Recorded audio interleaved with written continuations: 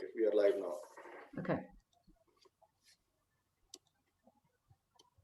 Good morning and welcome, and thank you for joining this International Women's Day webinar, which I am delighted to host. My name is Veronica O'Brien and I'm the Sales Director for CEG based here in the UAE. Just to give you a little bit about background to what I specialise in. CEG specialises in creating and developing investment solutions which financial advisors and other wealth advisors primarily use to help you meet your financial goals. I moved to the UAE 20 years ago, where access to specialists and professionals was limited, if non-existent. Today, we have some of the most qualified and experienced professionals helping us improve our quality of life. We really have no excuse when it comes to reaching out for help or guidance. And I can safely say, talking from my own personal experience, this has helped me with my own well-being and personal struggles.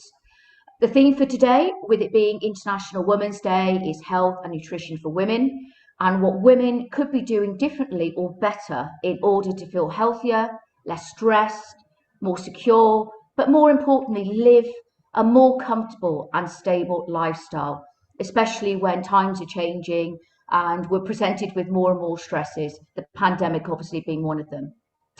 We will also touch on the financial and protection aspect, which quite often is overlooked or not even considered, a fundamental part, a priority for women or your family. And quite often this realisation is too late in the process. And I think, again, the COVID certainly has woken up a number of people with regards to what we should be doing more of and better of from a planning perspective. So that's the introduction to this event today. We will take some questions and answers at the end, so please feel free throughout the course of this webinar to add questions to the chat room, and our panelists will answer those questions. So let me introduce you now to the panel that we have today. We have Sangeeta. Sangeeta is a connection coach, a trainer, a mentor, has a wealth of experience within this industry, and I certainly know from my own experiences, coaching is something that is just not valued enough of. We also have Mitun. She's a clinical dietitian and works with Simply Healthy Diets. And again, using my own experiences, I found that this particular field, again, is not valued enough. We have Dr. Erum, a gynecologist for Khorfakkan Hospital. We have Savitha, who is a VP for New Age. Savitha will replace Dipika, who welcomed a baby girl yesterday. So Savitha is actually a founding member of New Age. She has been in the wealth and financial space for over 18 years. So she's well equipped to help you with any of your wealth planning needs. And finally, we have Christophe, who's head of protection with Friends Provident International. So that's the lineup of the panelists. So let's get started because there's lots of interesting talks. So starting with Sangeeta. Sangeeta, there's lots of self-help books out there. Can you tell us how we can connect with our inner self, and maybe explain, what really does self-help mean to us? Absolutely. Thanks, Veronica, for asking me this question, because yes, definitely self-help books, talk a lot about your connection and inner connection. But what it really is, in fact, if you'd asked me this question maybe a few years back, I'd be wondering what self-help is really, because I remember one time when I went on to a yoga class and it spoke a lot about, blanket yourself with love. And I was like, oh my God, what this really means. But then to really understand and put this into perspective, we are all humans and we need connections. So when we talk about relationship, if you go by the definition of relationship, you need two people really to connect into a relationship. So how then can we have a connection with ourselves? So to be very honest, and like if you really go into the depths of it, you've got we as humans are a soul, and we have got like 4 dimensions to ourselves. So one is the physical, one is the social connectedness, and then we have the mind, and we have our heart or the will. So really the spirit. So you have the physical connection, and you have the inner connection. So when we try and look at ourselves in this way, basically a relationship for us could be a relationship between you and you. Now, how does that work here? So you have your outer self and you have your inner self. So that's really two people to bring in the connection with. So you then connect with it and you connect to your mind and thought, because what we normally do as humans is we kind of have a mask which we wear for the outer world, and inner we just have a different, way of being and way of living, which we don't really go into the depths of it and really understand that. So in simple words, I would say when you connect with your inner, the mind and the spirit, that's where you really get the connection on. Okay, thank you very much for that. And what, in your experience, what are the barriers that you see some people facing? So, to be honest, as we said, it definitely is very helpful when you get into inner connections, because it helps you to, get into deeper inner fulfillment. Because when you are like lack of love, because what we try and do is we try to source all of this externally. And when we are sourcing our love externally, we are not sure what the other person gives you, or is it what you expect from them. And then that kind of, is a tug of war where there's a pull and a push. And then you kind of create a vacuum for yourself and you move a little away uh, from the entire love aspect and connection aspects. Uh, to go more in depth, it also helps you, stay away from stress and depression, because it really is about knowing yourself and getting more deeper with yourself. So that's where it's just like a child.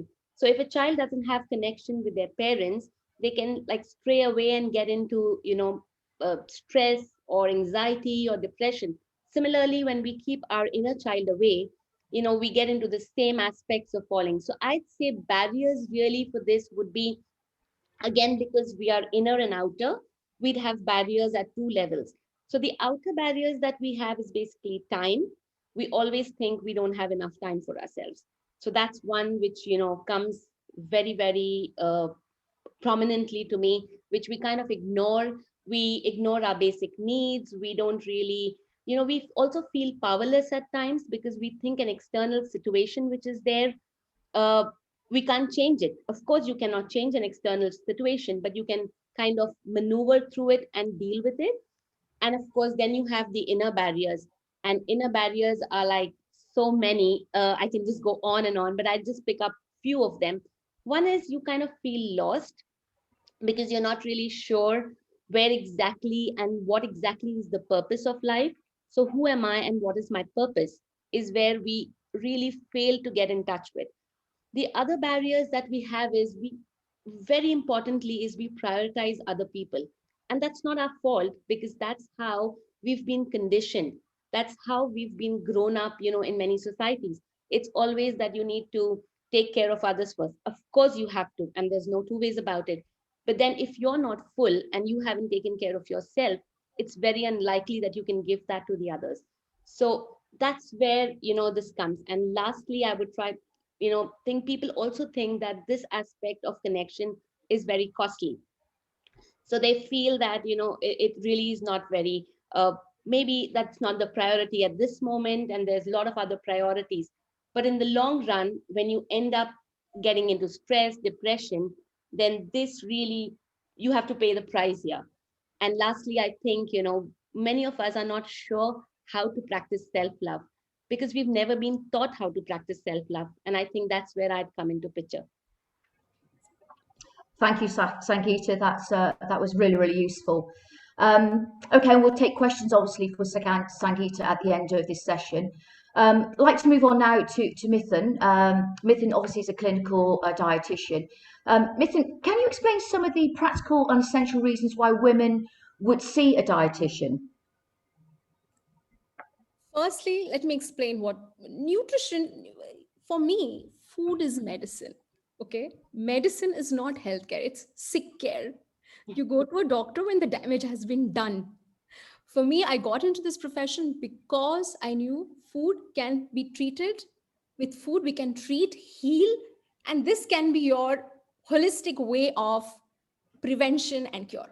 So why would a woman come to a clinical dietitian? I think it's a lot of people are not aware really. People think that you go to a dietitian because you just want to lose weight, but nutrition is such an important subject, and most of the issues that we have today are lifestyle related. It's our behavior, lifestyle behavior, that has led to lifestyle problems, be it diabetes, be it high cholesterol, heart disease, hyperlipidemia, fatty liver condition, okay, be it osteoporosis, be it gut related problems, IBS, everything we've brought upon ourselves because of our modern life.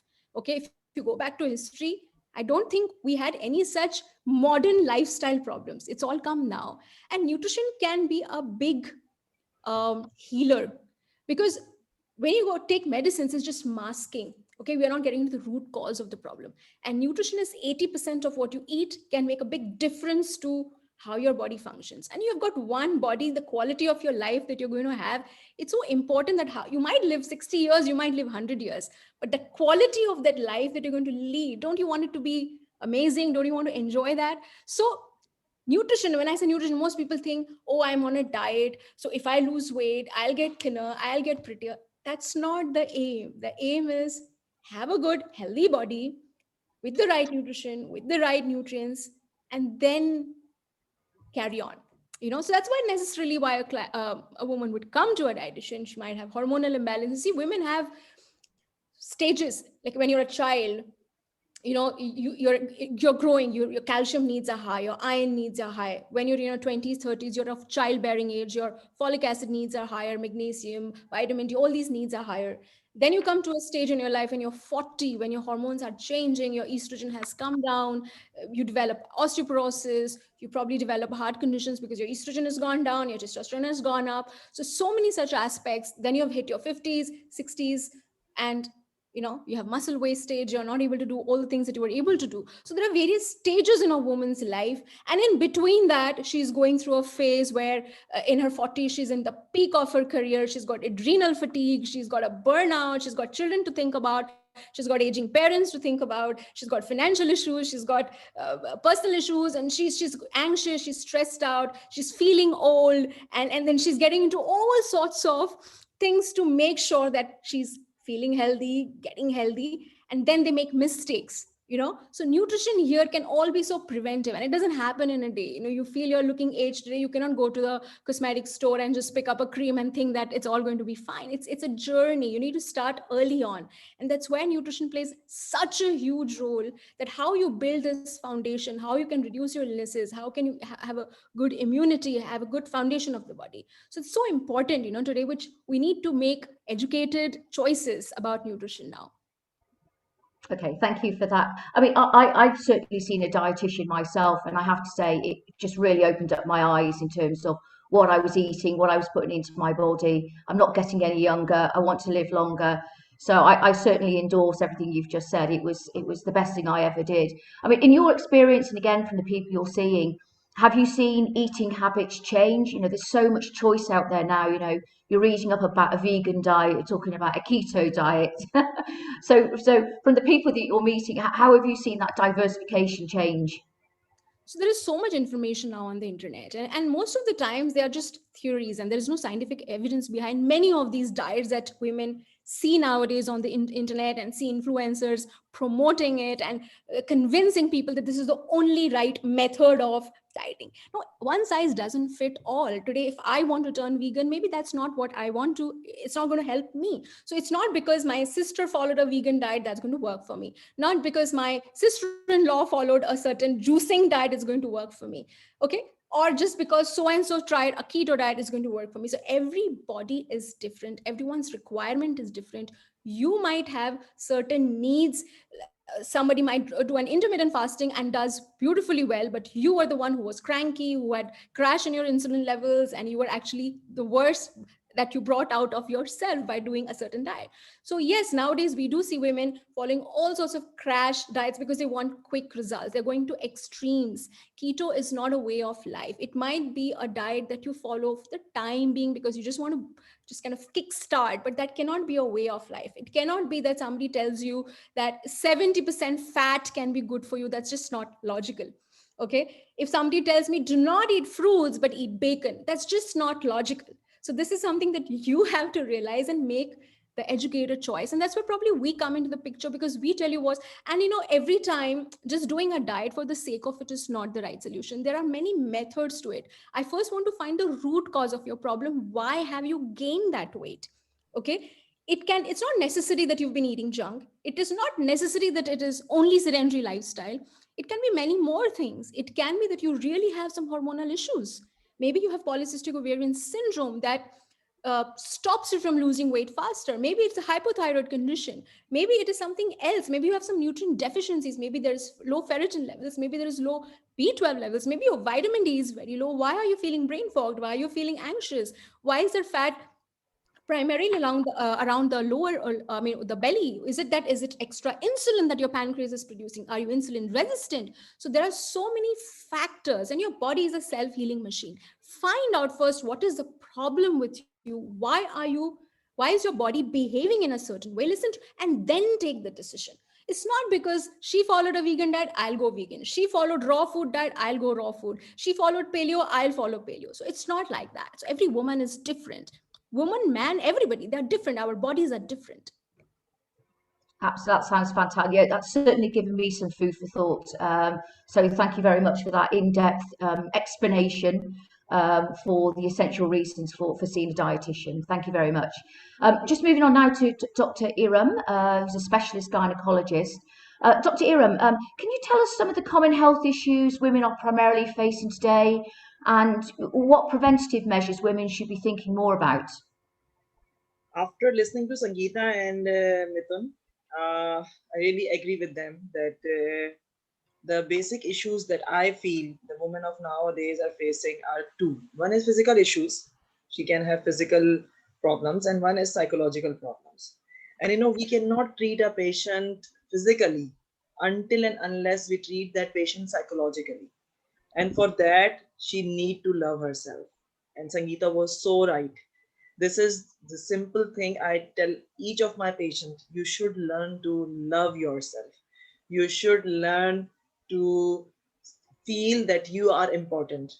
Not important for the family, not important just for your kids, for your husband, for your parents, but important for your own self. Once you start loving yourself, then you start taking care of self. And then you start thinking what goes inside should be better for me. And here comes Mithun. Then she has to tell that what goes inside your body is what will make you love yourself. Because once you feel good, only when you look good, you will feel good. And looking good doesn't mean that you have to be beautiful. It doesn't mean that you have to be beautiful. You have to look good for yourself. You had to have a proper body figure. You had to have self confidence in yourself. And now coming to my part, this because I deal with diseases. Yes, anemia is one of the most common causes which we are seeing nowadays. Vitamin D deficiency is one of the most common problem which we are facing nowadays. But to top all of them is the psychological issues. The first and the foremost thing, the patient should be having a bonding with the doctor, should be having a relationship which patient can trust the doctor and can tell the doctor everything. Trust me, Veronica, when we are seeing the patients, half of the issues are psychological. They are not physical issues. And a good doctor is one who address those psychological issues, deal with the patient psychology, and treat the patient in such a friendly manner that the patient opens up and tells you everything, no matter it's their affairs they are having, it's their something which they cannot share with anybody in the whole world, but they know they can come and share with you. This is the thing, this is the trust a doctor should have with the patient. And once they open up, then the diagnosis is so fast and the treatment gets so fast. You know what they're eating, so you will treat their diet. You will send them to the dietitian. You will tell them, go take this type of diet and they will be better. You will know that they are dealing with depression, they are psychologically stressed, they are not eating the type of food because they don't want to eat it. In UAE, money is not a big issue. In our Asian countries, in my country, in Pakistan, money was a very big issue. But in UAE, money is not the issue. The issue is that they are stressed out. The life is so mechanical. everybody's running, everybody's busy. They don't focus on their self. The first thing I tell them is, once you love yourself, once you know that if you are fit, you will be able to take care of everybody around you. For that, you have to be fit. And the first thing that I tell each of my patient is the diet. And I make sure that all my pregnant patients are visiting a dietitian prenatally, antenatally, and postnatally, because this is what is the most important. Simple thing, just for an example, like we are delivering the baby. If there is a stitch down, this is a trauma, psychological trauma. She had to need to see a psychologist who can do her psychological counseling, who can do her bereavement counseling, who can tell her that she need to love herself, and she need to see a dietitian. If she's taking a healthy diet, the healing is so fast. But if she's not taking the right diet, no matter how much a doctor tells her, she cannot help. Okay, I'm telling her you need to do Kegel exercises, you need to sit, you need to do sets bath, but this is not what heals her. She needs support. We need to tell the family. This is what I do with all my patients. I tell their family, I tell their husband, I tell their sisters, brothers, friends, whoever is coming with them. This is the time you need to take care. This is the time you need to do this. This is the time you need to be with your wife. And I make sure that each normal delivery is attended by the husband. So the husband knows what a wife is going through. And he, trust me, once he see it, he loves his wife and he knows that what she had suffered through. And he supports her emotionally and psychologically. This is the thing which I think is important nowadays: psychological support and diet the input. And then coming to Sangeeta, that you should love yourself and you should have a proper plan that after delivery, what sort of exercise you need to do, what sort of training you should have for your pelvic muscles also. And last but not the least, then is the family support and the people around you that supports you. Yeah, that's really interesting advice. I think the takeaways there personally for myself is it's connecting with your inner self, it's reaching out to the professionals, understanding what the underlying problem is so you can treat it. It's having a healthier life. Sometimes that can just start with just exercise, listening to music. I think we all say that we don't have enough time, but I think we all need to make time, and we're living in this beautiful country where we've got the Learn to climate. manage. How to So manage. we are so fortunate to have the sunshine, which in itself is a helping factor. But as the three specialists there have just said, it's connecting with your inner self, it's seeing your doctor, getting some tests being done, reaching out to a dietitian, and I think all in all, you're working towards a better lifestyle, and that this is Not what this to is all hide about. anything from your doctor. You should trust your doctor and you should have Absolutely. a friendly relationship with your doctor. Absolutely, absolutely. Thank you very much for that. That was really informative, and certainly I've taken away some pertinent points from what you've just said. So thank you. Is there anything else in addition to what you've just said that you think that women of today should know about, or hear about, or think about? That's I think that we will discuss with the questions, because they need to know a balanced diet.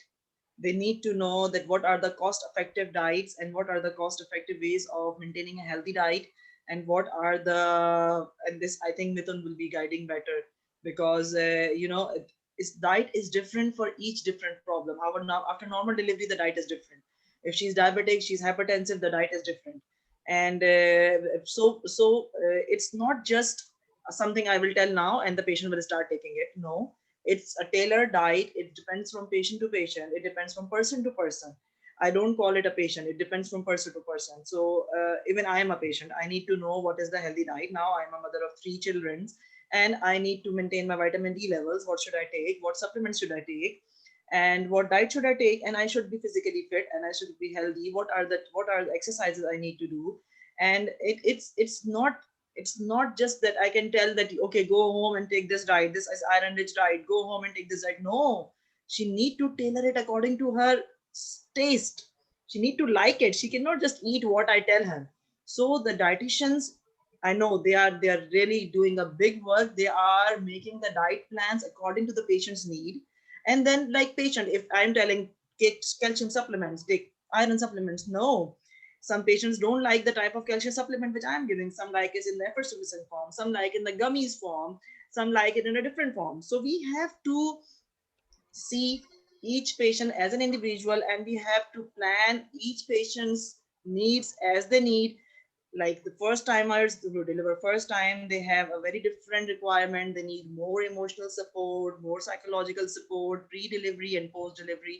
The person who has been through delivery, she will be having a different experience and she will be more confident. So it depends from person to person. So here comes what I call is that the doctor should be as friendly as possible, should be as approachable as possible, should be as available as possible. And nowadays we have WhatsApp, we have so many ways of contacting to the patient. My patients are in touch with me 24 hours, and I have a separate number for my patients. Whenever they try, they want to talk to me, they want to discuss anything at any point in time. When they see that number online, they can just message me, and I'm very patient friendly.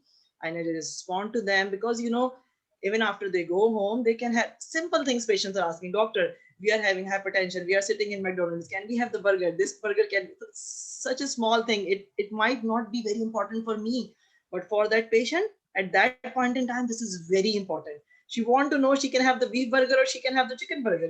This is very important for her. This is the most Yes. important issue for her at that point in time. And I Uh, don't mind it. I really don't mind it replying to such questions. Even sometimes I smile and I just say, okay, you can have it. This is not a problem. So, but these things, I think this builds a relationship.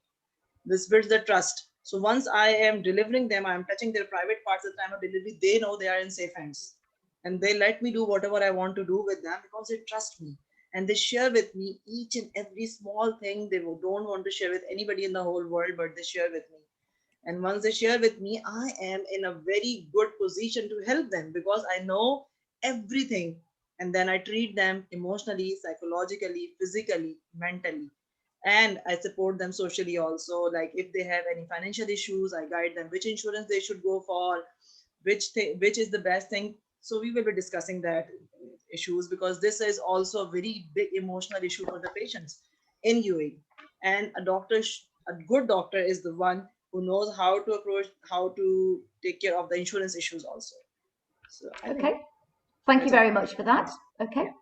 Yeah. Okay, so we're now going to move on to Savitha, who's the VP at New Age. She has 18 years of experience. Savitha, what holistic financial planning should women be thinking about for themselves and for their family, be it today or be it for the future? Let's put it into different portions. First, let's state the facts. Incidentally, with all the self-help and the diet, women live longer. That's something that we all know. So the mortality rate of women is much longer. She lives for more number of years. The other tricky factor which many women face in the workplace is women earn lesser than men. This is what statistics say. So there's less money, more to work.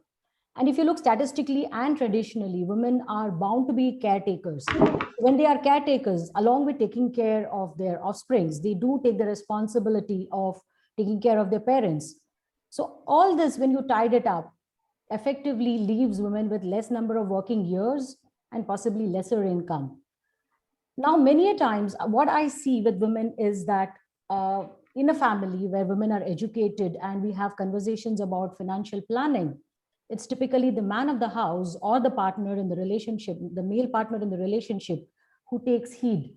Women with all the intelligence and their abilities, many a times, sort of stay away from these conversations. And it is something that I feel is needs to change in a large proportion. Educated women basically are good home, they know how to organize their families, know to organize the budgets. And when we talk of financial planning, this is all it is all about. When you look at a holistic financial planning, what is it that you look at? You look at your security. So most important message that I would like all the women who are listening and everywhere is, please educate yourself and don't shy away. It is not rocket science.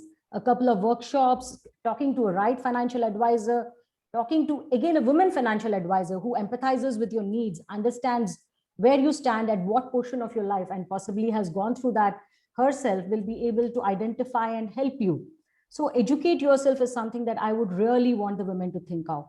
Now, coming to holistic financial planning, like everything else, we build up the security. So what is the security portion of anything that you do? Insurance when it comes to financial planning. So, insure yourself so that all the loved ones that who are dependent on your income, if you're a single mother or even in two income families, your income plays a big role. So secure that portion, protect the income that you earn, protect yourself from critical illness, because as we all know, the kind of lives that we lead, Dr. Erum talked about it, Mitun talked about it, Sangeeta is talking about it, is today the situations that we are in, we are possibly more susceptible to lifestyle illnesses. So protect yourself, ensure that your flow of income still stays irrespective of you working or your money working. And most important, identify your financial goals. Like we decide, many of us with, I am not demeaning women, but like the way we would like to buy things, a bag, a specific brand of clothes, spend on a lot of other things, we plan. Don't we do that? So typically for your own goals, take that, plan your goals. It could be maybe you want to take care of your children's education. Most important, love thyself, take care of your own retirement so you're not dependent on anybody. The most important message I would like all the women to take home today is financial freedom. And it is very much possible if you plan, set aside, like there are many rules that people talk about, either you go on a 50, 30, 20, or whatever that works for you. Keep money for what you need, save money for what you may not need today, but will need it later. So, when you have an income, split it into different portions. Identify where your financial goals are. Look at what is it that you want to save. Like Dr. Erum was talking now about a maternity and financial, people go through the stress. When you are young, if you start early, you could plan for your maternity breaks well in advance and not be bothered about the money coming in. You could take time off from work, spend time with your child, get back to your careers.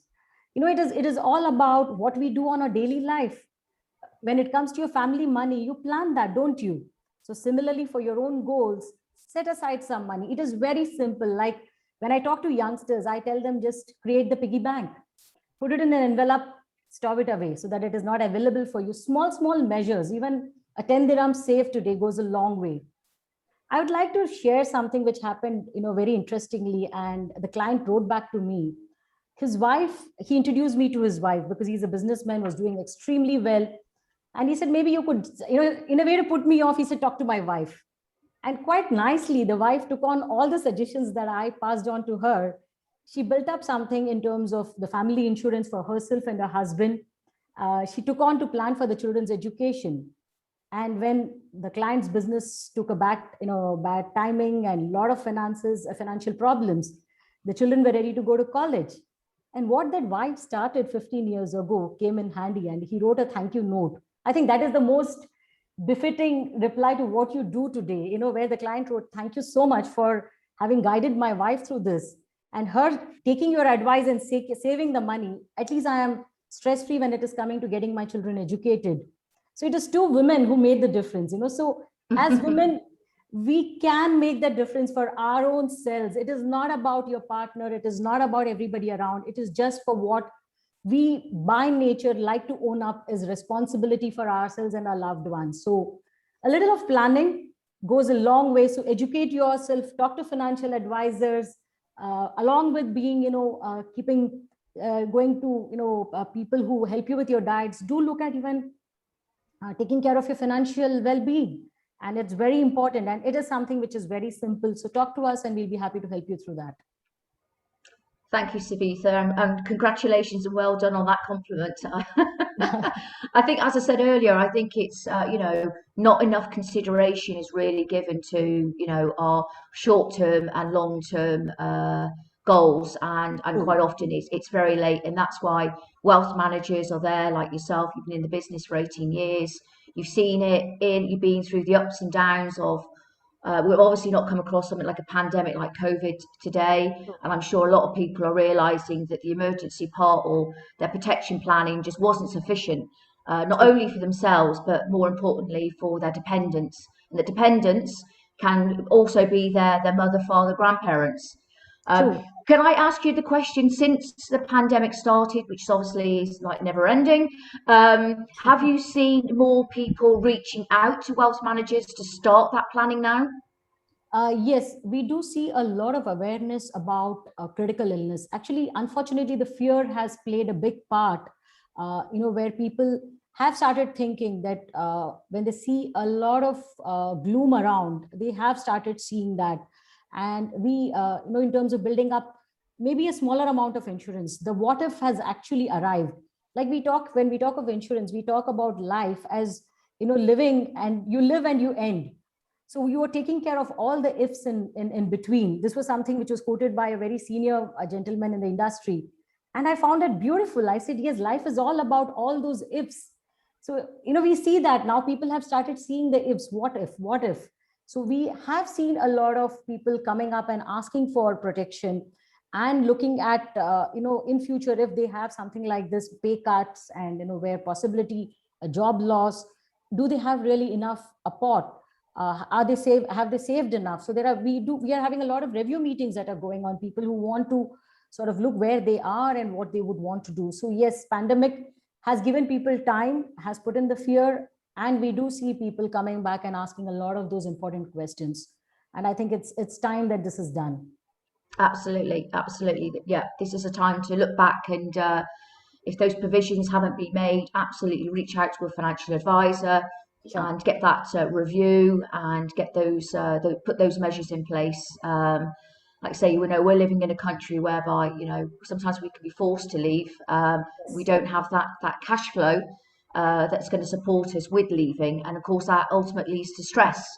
So it's a vicious circle in terms of, we know that we can prevent this from happening.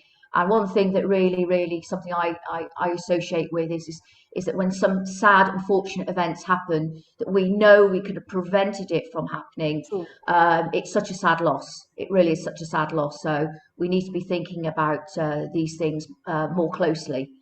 Yes. So thank you for that, Sangeeta. Just moving on now to Christophe, who's obviously the final panelist. Christophe is head of propositions, obviously on the protection side, so all the things we've talked about in terms of the essential coverage that we need to have in place.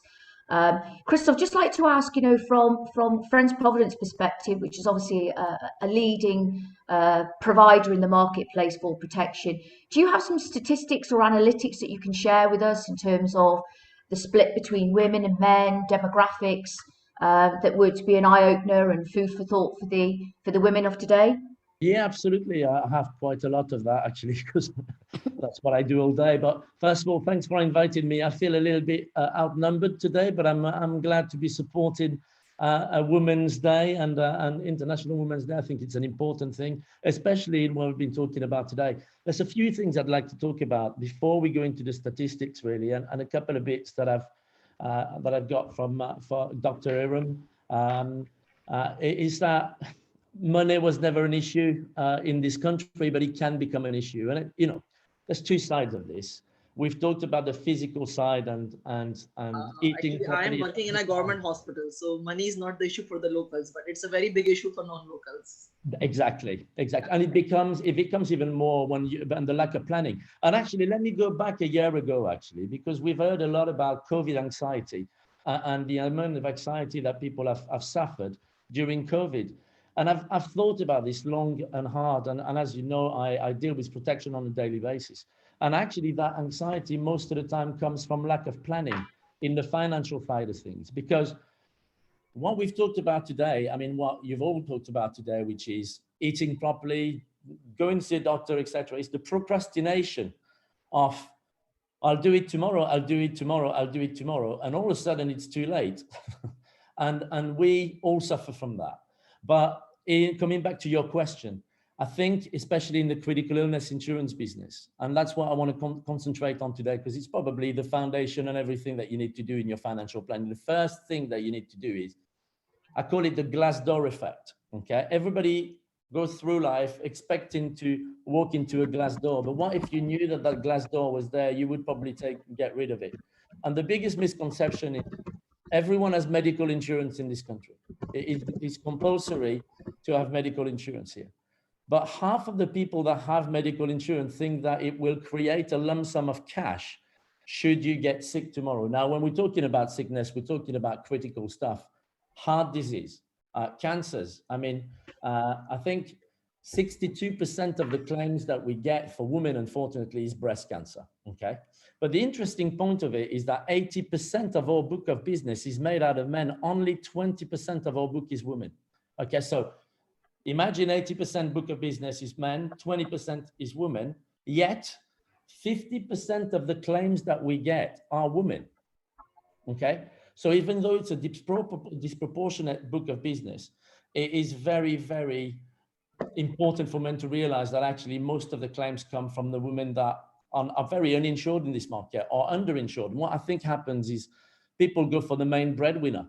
Now, main breadwinners in this country are not always men. And if a woman that is not working gets sick, it will undoubtedly affect the financials going forward. The problems will start in the hospital. The little medical card that you get will take care of the medical bills, but it will not buy you food. It will not put the kids in education.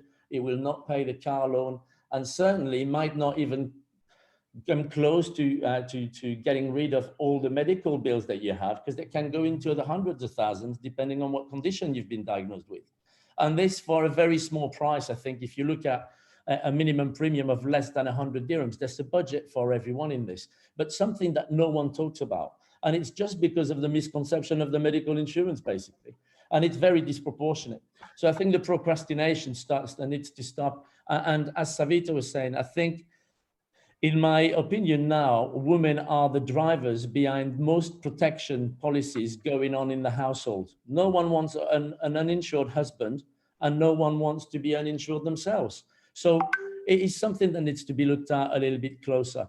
I mean, I'm not going to give you all the statistics on breast cancer, etc., but it's the same for men. You know, 1 in 8 men will get prostate cancer, 1 in 8 women will get breast cancer. This is one of hundreds of diseases that you can get. I mean, we cover pretty much everything with a bad name attached to it, to be honest with you.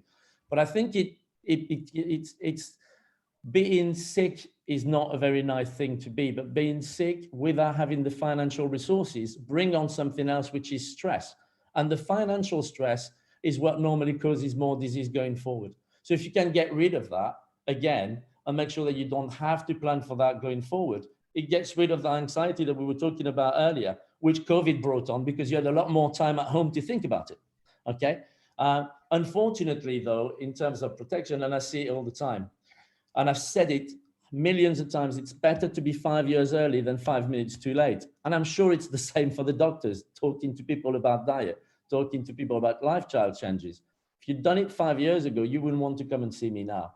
But actually, to get rid of all this anxiety going forward, all you have to do is go and see what I call the financial doctor. You've got one on your screen here, Savita. You can go and see the financial doctor before you go and see your medical doctor. Because if it is bad news when you walk into the doctor that you have something that is critical, it is too late to sort out your finances. Because obviously there is a risk that we only insure relatively healthy people. This is a very exclusive club, okay? You can't just walk in and say, hey, something is wrong with me, I now want to be insured. It's too late. So it is something that you need to do now. But yes, there's a huge disproportion between men and women. And we're trying to bridge that gap now. And I'm glad that we're having this talk today. Hopefully, some people will realize that it is as important in a family to have both partners insured equally, because the impact on the family is pretty much the same financially. Thanks, Christophe. Wow, those statistics are overwhelmingly disproportionate, as you say. Wow, that's pretty shocking, really, isn't it? But I think, you know, the good thing is today is that, you know, we've got social media, there's more awareness. Obviously, certainly mental health is something that's becoming more and more talked about because of what's happened with the pandemic. And we're in control of this. We're in control of making everything we've talked about happen. We just need to do it. And it's reaching out to the specialists that we all have access to in the Middle East. As I said 20 years ago, you know, a lot of the time we had to fly over to England or America to go and get that specialist treatment. So we have Zoom calls now, we have webinars. There is no excuse for reaching out to get the help and make sure that we've got the right provisions in place for when that event will happen. And we know that there are certain events that will happen, which is death. You know, we're not going to live forever. So thank you for that. That was really, really interesting. Okay, so that's all our panelists that have talked about health, nutrition, financial planning, what we should be thinking about, what we could be doing better. I'd like to now open up the questions and answers for our panelists. And what we will also do at the end is run a poll. So if you'd like to know more about or more information from any of our panelists, then simply tick the box and we'll be in touch with you with more information. So if you'd like to complete the chat, then I'll certainly take the questions and raise them with the panelists. If you don't want to, then that's absolutely fine. We'll certainly get back to you on a one-to-one basis by completing the poll.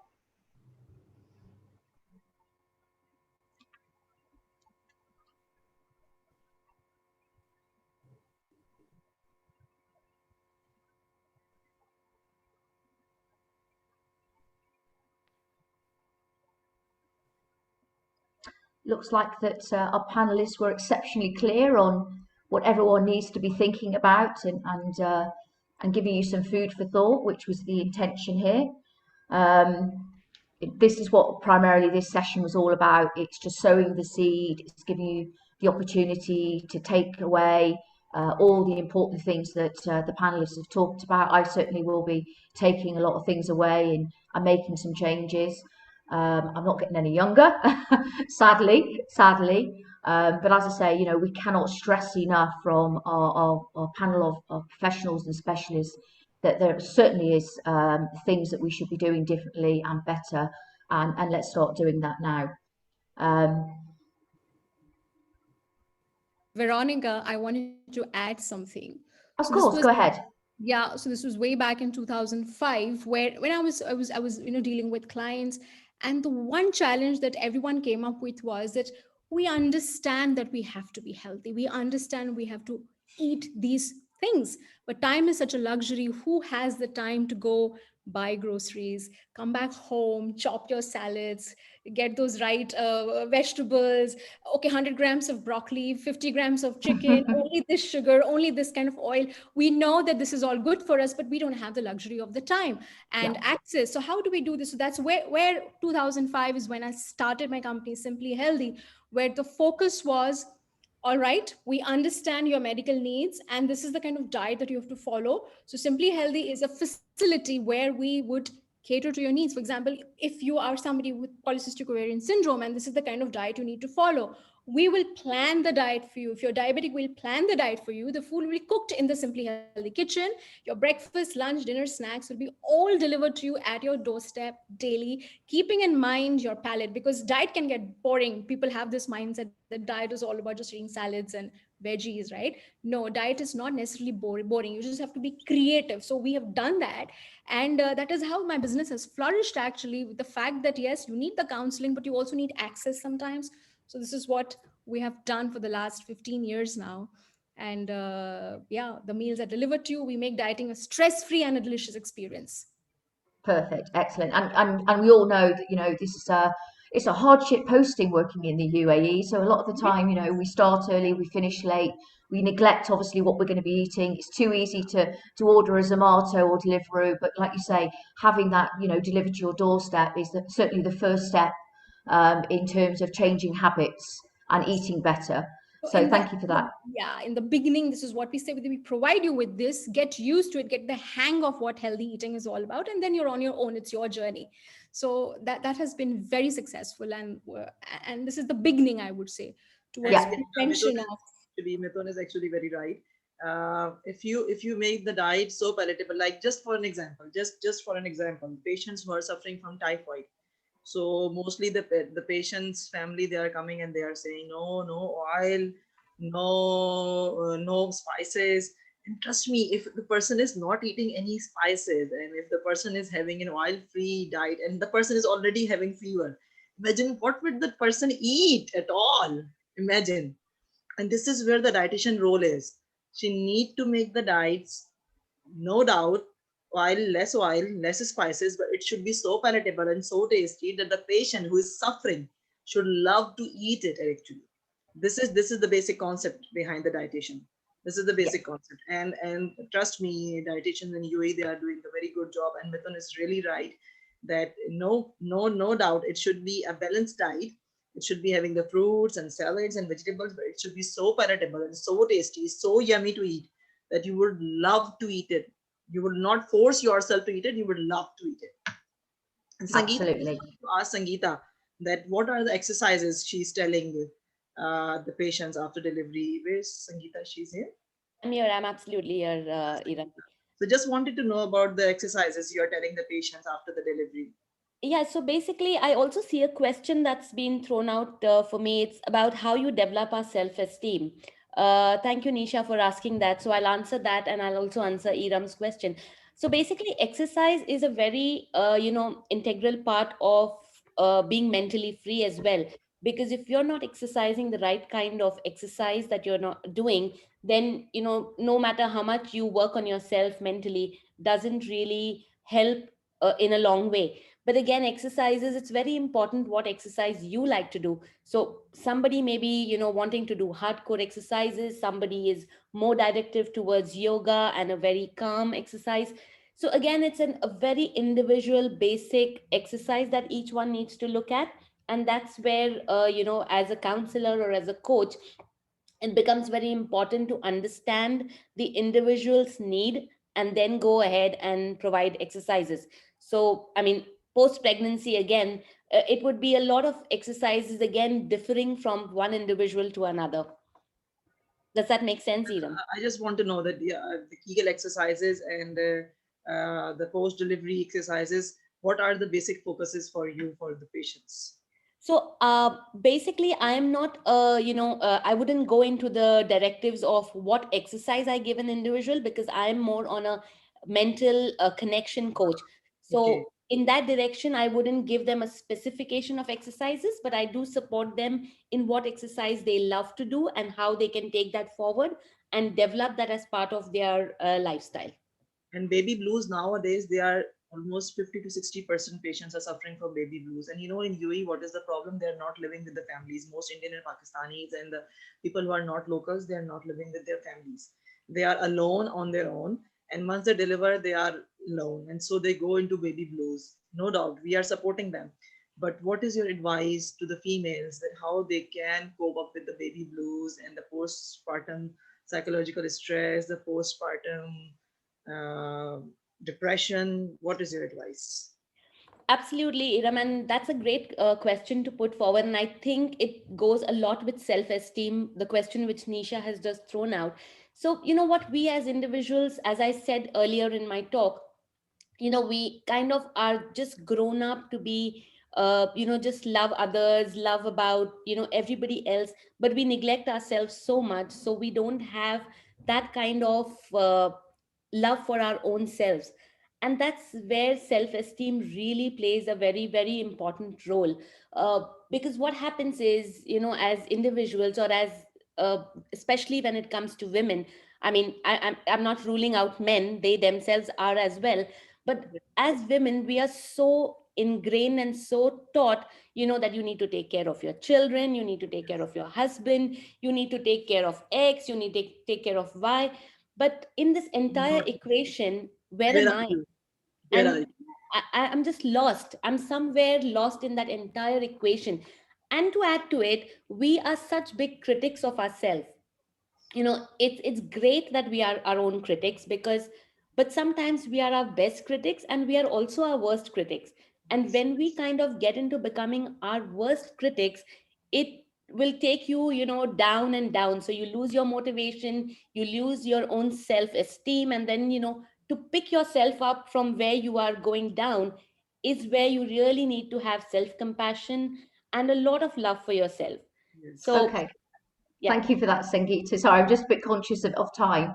Sangeeta, I'd like to ask you a question as well, just regarding, client engagement. So obviously, there are so many people out there that haven't started. And how do you reach out to new people in terms of making sure that they are definitely addressing their financial planning needs? See, typically when we engage with a client, we are more of solution centric. So we look at a holistic approach. So we understand as to where they were, what are the present situation that they are in, and what is the future requirements that they have in terms of money. So let me give you an example. If at all you talk to somebody who is married and has just about married and looking at starting a family in due course, many times the requirement that comes up is children's education. It could be their retirement, saving for the house. So we identify what could be the short-term goals, the medium-term goals, the long-term goals. The base always will be protection, because your money has to work for you or something else has to work for that money. So insurance is something that, as we say, a dollar buys you much more, when it comes to family protection. So we form insurance as a base and look at where is the saving goals going to. So that is the next factor that is considered. The third factor that we take into consideration is one's risk appetite. Is it somebody who likes to take an aggressive stance to things and is okay with the volatility of market, or is it somebody who likes to play it, safe and wants to look at something which is less volatile, so what we call as a conservative strategy of investment, or somebody who's looking at a mix of two. So based on a risk appetite, looking at, and the other important factor is age. Typical thumb rule which most financial advisors use is 100 minus the age is where one should look at if your risk appetite is risky to get into an aggressive strategy. So, these kind of parameters is something that we built up on in terms of when you meet somebody new. First is to understand. So it has to be a holistic approach. And it's very important, which I think, along with me, all my colleagues at New Age believe in, is to educate our clients. Because when you educate your clients, they are better informed, they ask you the relevant questions, and they are in control of their finances, and you are guiding them through that, rather than you pushing a product. Because the idea is we are solution centric and we do not believe in pushing products. We believe in giving solutions. So it's very important to know what you want to do with your money, and what is true for me may not be true for you. So, Absolutely. So that is the basis of how we engage with our clients. And obviously all the engagement that we have is in absolute confidentiality. It is not talked to anybody. And we do keep advising them. So once you start engaging with us, we have our regular reviews planned, because nothing is constant. And I think all the more now in pandemic is something that people have realized change is the only essence today that exists. Absolutely. So the whole idea is to sort of change, because even today, if I think about what I had planned some 20 years back, I came to the UAE thinking I'm going to go back after 2 years, and it's 22 years I live in this country and I love to be here. So, so a lot of things change from where you meet. What you are saying is simply amazing. Yeah. So the whole idea is to constantly adapt to that changing environment for clients, try to find solutions that fit in with that. And and a lot of my friendships are out of the business. Clients who've been with me for the past 18 started as being clients and now are very good friends, because that's what it is all about, building relationships of understanding, empathizing with them, understanding their needs, and going through the whole journey. Okay, all right. I'm going to stop you right there, because I'm conscious that we're 2 minutes away from closure. But I'd just like to thank all our panelists. We've received a lot of questions, which is fantastic. Questions about depression, diet, wealth planning. Obviously, the statistics that have come out from Christophe is certainly an eye-opener. We definitely need to be thinking more about increasing that proportionate split. So a lot of really interesting questions, which we just don't have time to go into, unfortunately, one by one. But please do complete the poll. That will allow our panelists to reach out to you on a one-to-one. Please reach out to them to book an appointment to know more about what they have to offer, and in particular how they can help you. So I hope you've enjoyed this webinar today. I certainly have taken a lot of interesting takeaways, and I'm also available to answer questions, being it on an investment solutions perspective, And I'm going to close the session for now. So thank you very much for your time and enjoy the rest of International Women's Day. Thank you so Thank much. you. Thank you. Thank you. Okay, thank you. Goodbye now. Goodbye. Bye-bye. Bye-bye. Yeah.